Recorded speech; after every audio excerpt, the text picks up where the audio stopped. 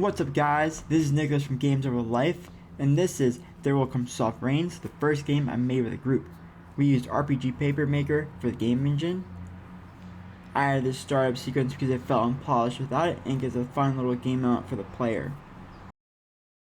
And here's the poem. There will come soft rains and the smell of the ground, and swallows circling with their shimmering sound, and frogs in the pools singing at night, and wild plum trees in tremulous white. Robins will wear their feathery fire, whistling the rims on a low fence wire. Not one will know of the war, not one will care at last when it's done. Not one would mind neither bird or tree if mankind perished utterly. And then you have to finish the game to get the last two stanzas of the poem. The poem here is There Will Come Soft Rains by Sara Teasdale. It is about nature continuing and persevering even after the war that humans started and went extinct from. We adapted this poem into a game by first starting with the stanzas, which are every 2-line pairs. We made them into game zones, so there are a total of 6, and took the animals and made them into NPCs. My role in this project was initially part of a coding duo, which turned to me doing all the coding except in the beginning, which was a basic teleport system the other person did. I did build onto it, making it more polished, and also did narrative writing for all the text elements. To create some of the poetic elements in the game, I researched Sara Teasdale's style and used ChatGPT as an aid to working on my poetry. I personally made sure there would be poetic text elements in the game and the appreciation to nature through the collectibles to connect to the original artwork. I also made sure each NPC would have their own personality to make sure the characters feel more real in the game.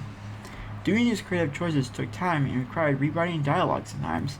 I am glad I put in the extra work into those areas as it builds onto the game experience.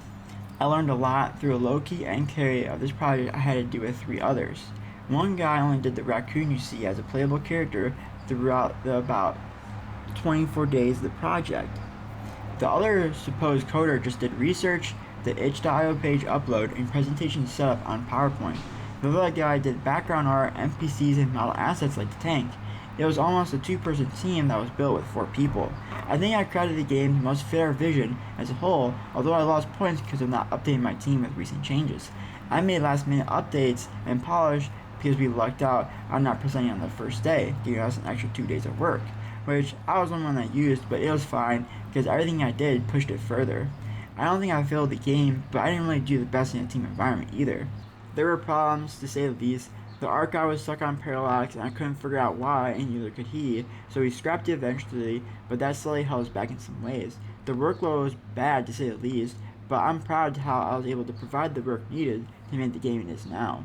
Although, I think there are some changes that could push this further, such as I made the scroll seem like it would have different dialogue options depending on the objects besides the chosen one that he brought to it, but unfortunately, that is not the case.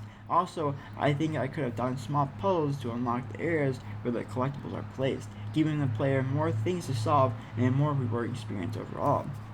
The teacher said it feels gimmicky with the nature videos, at least for more so for the ones not relating to the current zone, which might be the case, but I was using the vast array of different videos to encompass the whole of nature. The idea that Earth itself has moved on, and the war have ground us humans. Also, I think people who don't touch grass often enjoy a vast array of nature videos while playing the game. Anyways, the game is a casual, cozy puzzle game with animals, and it's about 18 minutes max gameplay. It could be less, it just depends on how much you want to interact with the NPCs and explore. I will put the link to the itch.io page in the description so anyone interested in playing the game can. Also, like, subscribe, and rate the game. Oh, and one more thing, there's an Easter egg that's easier to find in the beginning, and if you find it, comment down what you saw below. See you guys next time.